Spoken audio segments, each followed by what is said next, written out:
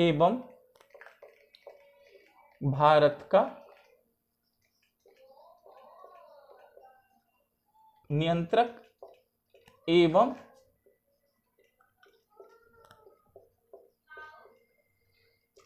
महालेखा परीक्षक। हम इसे ही शॉर्ट में CAG कहते हैं।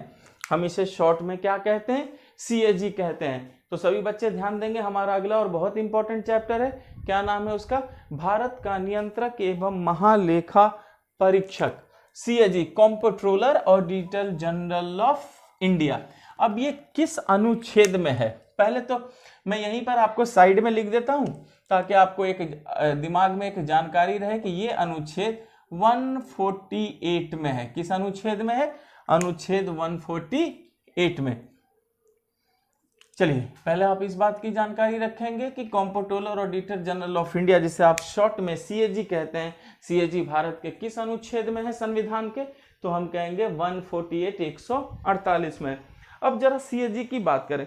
एक बात याद रखिएगा बच्चे कि भारत सरकार में कुछ महत्वपूर्ण कार्यपालिका पोस्ट हैं। जैसे मैंने आपको आर्टिकल 76 में महान्यायवादी के बारे में पढ़ाया था, attorney general of India AGI के बारे में पढ़ाया था। तो जिस तरह AGI एक महत्वपूर्ण पद है, उसी तरीके से AGI के बाद दूसरा महत्वपूर्ण पद हम इसी CAG का कहते हैं।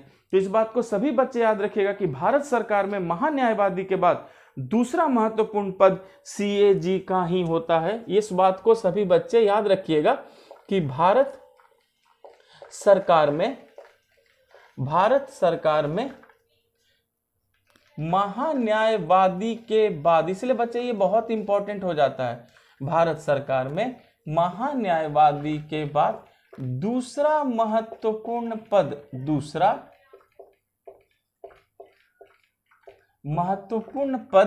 CAG का है। देखिए मैं शॉर्ट में लिख रहा हूं, CAG का है।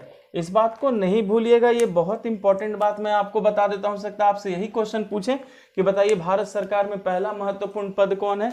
आप कहेंगे महान्यायवादी। लेकिन महान्यायवादी के बाद जो दूसरा महत्वपूर्ण पद है वो किसका आता है? वो आता है CAG का।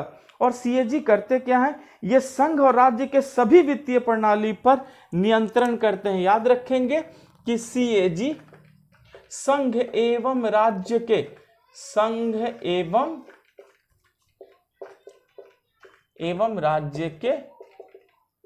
सभी वित्तीय प्रणाली पर, देख रहे हैं बच्चे, मैंने सभी वित्तीय प्रणाली कहा, कुछ भी नहीं छोड़ा। तो याद रखना है कि CAG संघ एवं राज्य के सभी वित्तीय प्रणाली पर नियंत्रण रखते हैं। देखिए ये लाइन बहुत इंपॉर्टेंट है, ये हमारा की लाइन हो गया बच्चे। देखिए मैंने यहाँ स्टार मार्क लगा दिया कि CAG संघ और राज्य के जितने भी वित्तीय प्रणाली हैं, सभी वित्तीय प्रणाली पर क्या रखते हैं? नियंत्रण रखते हैं। इस बात को नहीं भूलिएगा, ये बहुत महत्वपूर्ण बात है कि साफ साफ ये कहा गया है कि जो हमारे CAG हैं वो भारत सरकार हो या राज्य सरकार हो, भारत सरकार और राज्य सरकार की जितनी भी वित्तीय प्रणाली है, जितने भी बच्चे, सभी वित्तीय प्रणाली पर इनका क्या होता है? इनका नियंत्रण होता है। पूरी बात आपको समझ में आ चुकी है। इसका मतलब है कि वाकई इतना महत्वपूर्ण पद है जो भारत सरकार और राज्य के जितने भी वित्तीय प्रणाली होते हैं, फिनेंशियल सिस्टम होते हैं, उन सब पर क्या होता है? इनका नजर होता है। अब प्रश्न है कि इस पद का सृजन सबसे पहले किसने किया था? तो याद रखेंगे कि इस पद का सृजन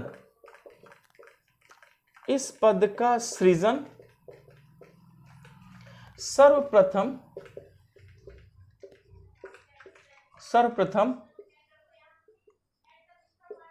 1857 में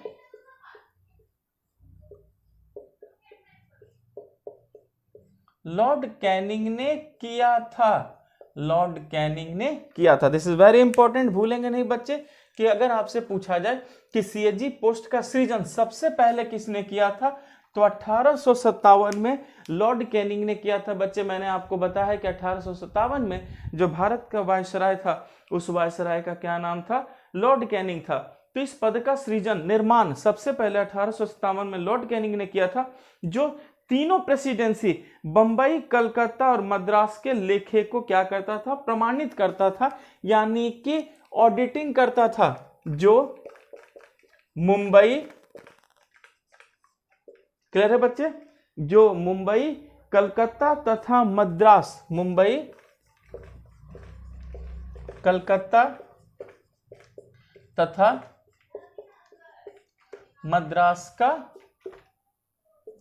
मद्रास के लेखे प्रमाणित करता था, यानी ऑडिटिंग करता था, प्रमाणित करता था, यही ऑडिटिंग का कार्य करता था। तो भूलना नहीं है कि इस पद का सृजन सबसे पहले 1857 में लॉर्ड कैनिंग ने किया था, और इस पद ने क्या किया था बच्चे, सीएजी ने मुंबई, कलकत्ता और मद्रास के जो लेखे थे, जो ऑडिटिंग थी, जो फाइनेंशियल सिस्टम था, उन सबको यही प्रमाणित करता था। बाद में क्या हुआ, 1920 में इस पद को पूरा क्या हुआ, स्वतंत्रता देने का प्रयास शुरू हुआ। याद रखना है फिर आपको कि 1920 में ये जो पद था लेखाकार परीक्षक का, 1920 में, क्लियर है बच्चे, हम भूलेंगे नहीं इस बात को, ये बहुत इंपॉर्टेंट है कि 1920 में महालेखा परीक्षक को, 1920 में महालेखा परीक्षक को,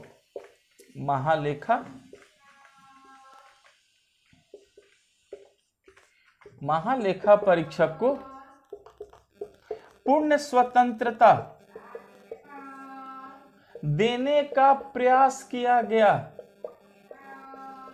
पूर्ण स्वतंत्रता देने का प्रयास किया गया। इस बात को याद रखिएगा कि 1857 में पद बना, वो काम अपना करने लगे, लेकिन 1920 में ये हम लोगों ने कोशिश किया कि जो महालेखाकार परीक्षक हैं उनको क्या किया जाए, पूरा स्वतंत्रता दिया जाए। और फिर 1935 के भारत सरकार अधिनियम में इसे क्या किया गया कि संघीय न्यायालय के न्यायाधीश के समान इसको मान लिया गया। ये बहुत इंपॉर्टेंट बात है, याद रखिएगा बच्चे कि 1935 के एक्ट में, 1935 के एक्ट में इसे संघीय न्यायालय के, इसे संघीय न्यायालय के न्यायाधीश के समान माना गया, संघीय न्यायालय के न्यायाधीश के समान माना गया।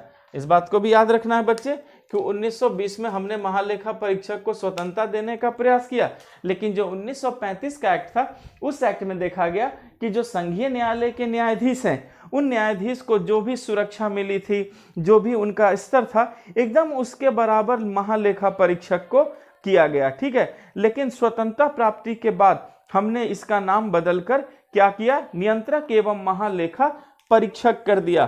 फिर याद रखना है कि स्वतंत्रता के बाद इसका नाम नियंत्रक एवं महालेखा परीक्षक, नियंत्रक एवं महालेखा किया गया। पूरी बात समझ में आ गई। जब हमारा देश आजाद हो गया, उसके बाद हमने महालेखा जो परीक्षक था उसका पूरा नाम क्या कर दिया, नियंत्रक एवं महालेखा परीक्षक। इस बात को याद रखना है कि ये स्वतंत्रता के बाद ही हमने इनका नाम बदलकर नियंत्रक एवं महालेखा परीक्षक कर दिया। यहाँ आपको पूरी बात समझ में आ चुकी है, ठीक है। चलिए अब हम आते हैं कि भारतीय संविधान में कहाँ इनके बारे में पूरा डिटेल वर्णन है। तो याद रखना है बच्चे कि संविधान के आर्टिकल 148 से 151 तक इसका वर्णन है, इसका वर्णन है। पूरी बात समझ में आ गई। याद रखना है आपको बच्चे कि संविधान के आर्टिकल 148 से लेकर 151 तक अगर आप देखेंगे तो उसमें पूरे सीएजी के कार्यों का, सीएजी की जो भी स्थितियां हैं उन सब का क्या है यहाँ पर वर्णन है। क्लियर है। अच्छा, एक बात याद रखना है कि ये जो है भारत की जितनी भी लेखा ऑडिटिंग प्रणाली है उन सब का ये निष्पक्ष प्रधान है। निष्पक्ष प्रधान का मतलब होता है कि जो किसी का पक्ष नहीं ले। इस बात को याद रखिएगा बच्चे, क्योंकि यहाँ से बहुत टिपिकल प्रश्न सेट करते हैं और खासकर इसके शब्द बहुत टिपिकल होते हैं। जैसे समझा रहा हूं और जो जो लिखवा रहा हूं उसको अच्छे से कवर कीजिए ताकि आपके सारे प्रश्न डील होते चले जाएं। चलिए पहले मैं इसे मिटा देता हूं, यहां तक तो हम समझ चुके हैं।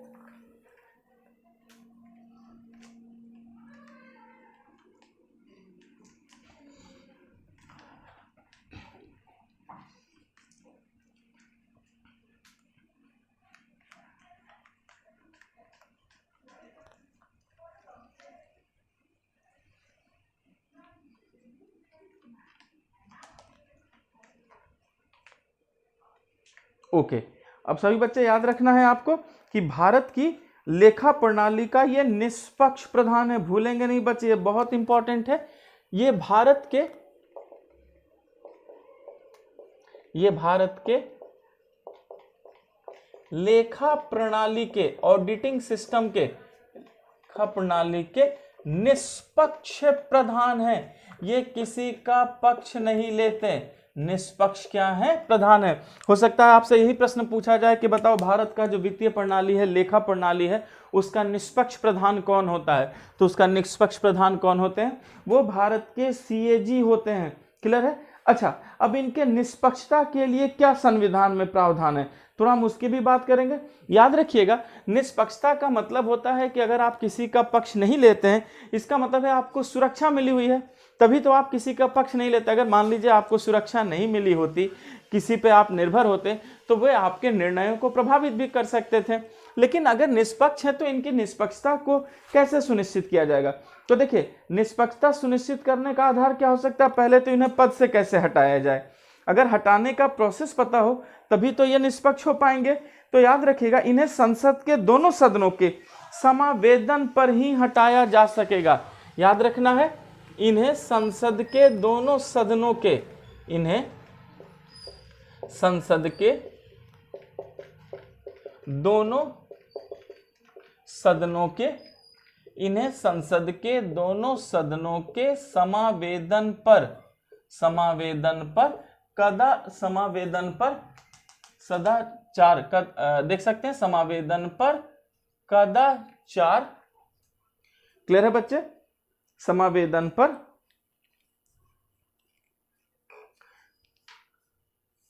कदाचार। और देखिए, असमर्थता जो है, क्लियर है, जब ये कदाचार में पाए जाते हैं या असमर्थ होते हैं तभी इन्हें हटाया जा सकता है, वरना इन्हें हटाया नहीं जा सकता। क्लियर है? इस बात को सभी बच्चे याद रखना है आपको।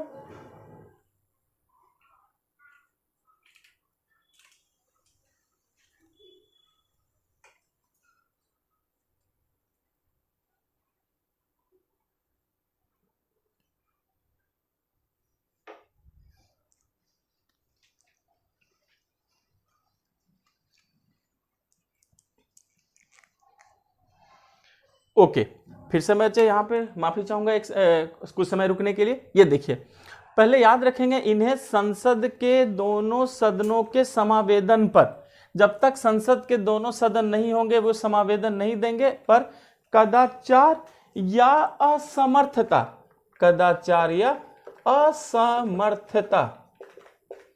असमर्थता के आधार पर, या असमर्थता के आधार पर हटाया जा सकता है। ऐसे नहीं, हटाया जा सकता है। पूरी बात समझ में आ गई? तो याद रखना है आपको कि इनकी निष्पक्षता इसीलिए है कि इन्हें हटाने के लिए संसद के दोनों सदनों के समावेदन को लेना होगा, और आधार क्या होगा?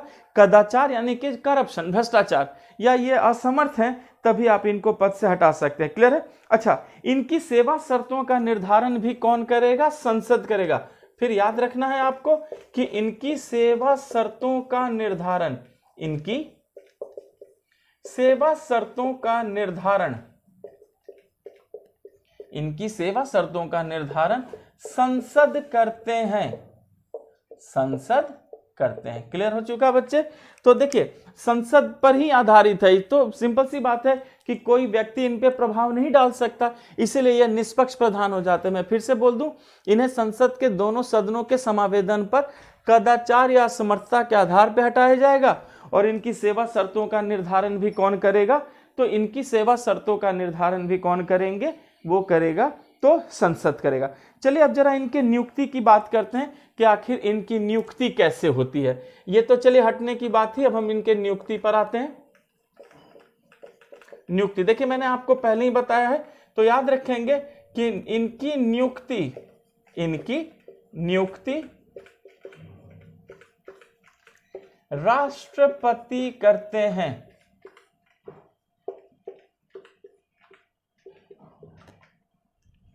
क्लियर हो चुका बच्चे? अगर पूछा जाए कि इनकी नियुक्ति कौन करते हैं, तो इनकी नियुक्ति कौन करते हैं? राष्ट्रपति करते हैं।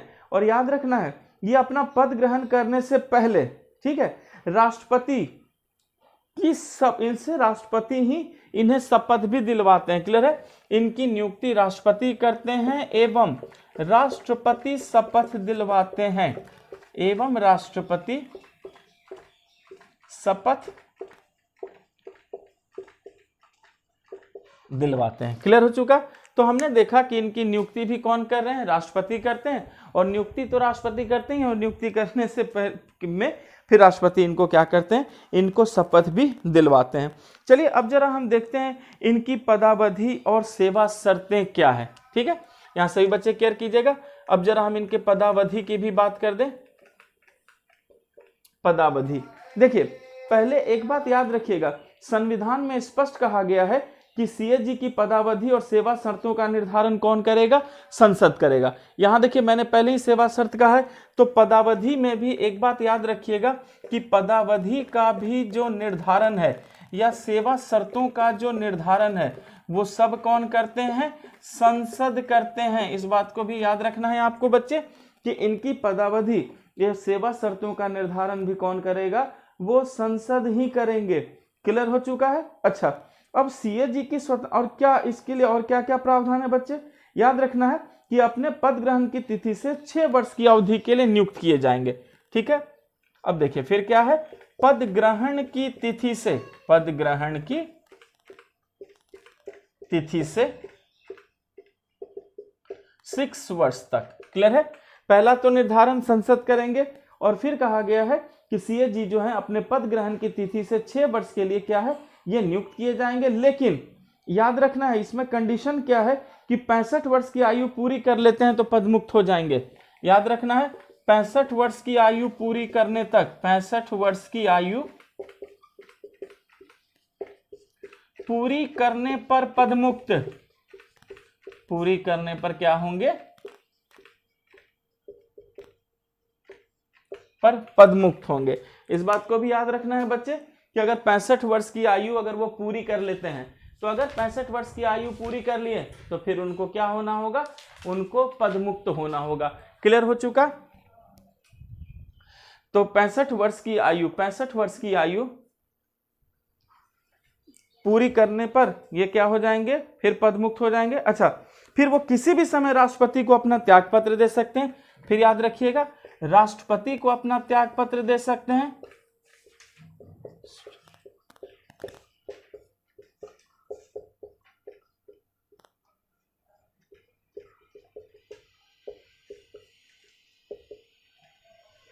फिर वो क्या कर सकते हैं? राष्ट्रपति को भी अपना त्याग पत्र दे सकते हैं। यानी 65 वर्ष की आयु पूरी करने पर भी पदमुक्त हो जाएंगे। 6 वर्ष तक तो रहेंगे, लेकिन इससे पहले चाहे तो वो राष्ट्रपति को अपना क्या करेंगे? त्याग पत्र देंगे। और नहीं तो फिर उन्हें संसद जो है अपनी प्रक्रिया से उन्हें हटा देगा। क्लियर हो चुका?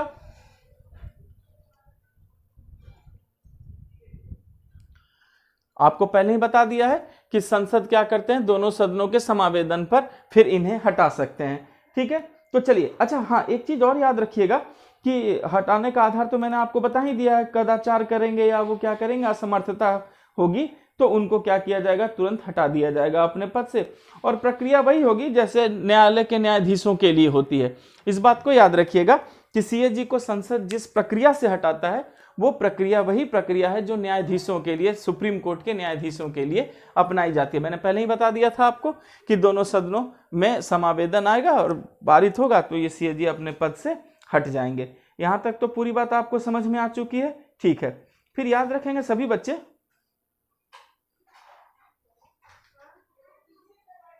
इनका जो वेतन है वो भी उच्चतम न्यायालय के न्यायाधीश के समान होगा। क्लियर है? चलिए पहले मैं इसे मिटा देता हूं, फिर हम इनके वेतन भत्तों पर आते हैं ताकि आपको सारी चीजें एकदम क्लियर होती चली जाए।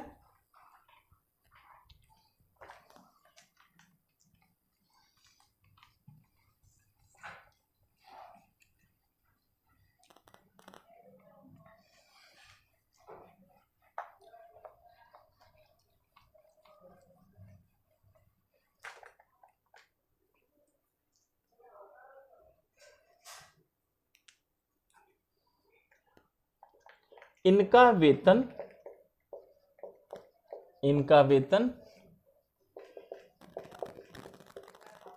सर्वोच्च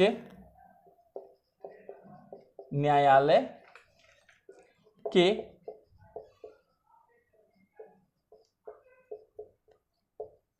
न्यायाधीश के समान होगा। ठीक है, इस बात को याद रखिएगा बच्चे कि अगर इनके वेतन भत्तों की बात किया जाए, इनके वेतन की बात की जाए, तो इनका वेतन किसके बराबर होगा? जो सुप्रीम कोर्ट के जजेस होते हैं उनको जो भी सैलरी मिलेगी, लाख रुपए, 1.25 लाख रुपए, जो भी उनकी सैलरी होगी, वही सैलरी जो है आपके सीएजी को भी मिलेगी। फिर याद रखिएगा कि सेवा मुक्त होने के बाद वो भारत सरकार के अधीन कोई लाभ का पद नहीं धारण करेंगे। याद रखना है कि पदमुक्त होने के बाद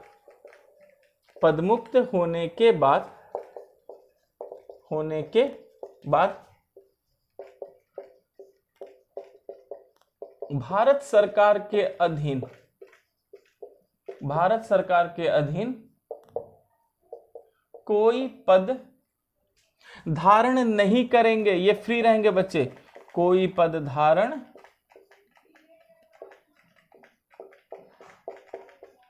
नहीं करेंगे।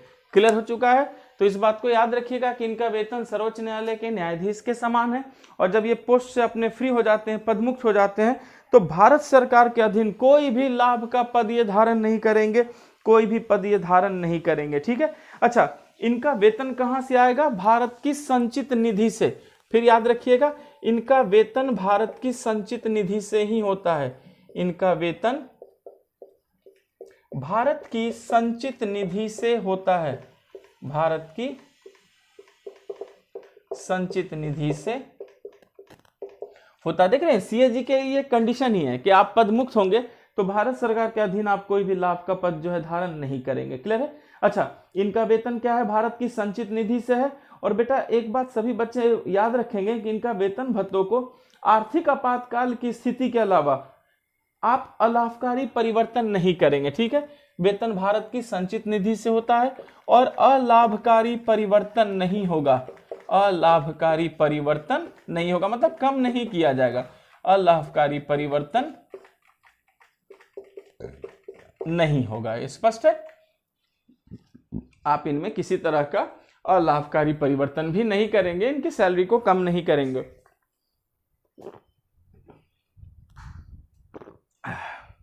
क्लियर हो चुका बच्चे? चलिए,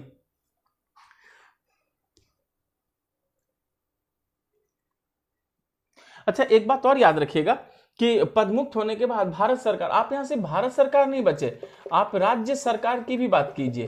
क्लियर है कि भारत सरकार हो या राज्य सरकार हो, आप किसी भी तरीके का कोई भी लाभ का पद जो है धारण नहीं करेंगे। ऐसा नहीं सोचिएगा कि भारत सरकार के अधीन नहीं करेंगे, किसी स्टेट के अधीन कर लेंगे, नहीं, न तो भारत सरकार के अधीन करेंगे और न ही आप किसी राज्य सरकार के अधीन भी जाकर के जो है पद धारण करेंगे।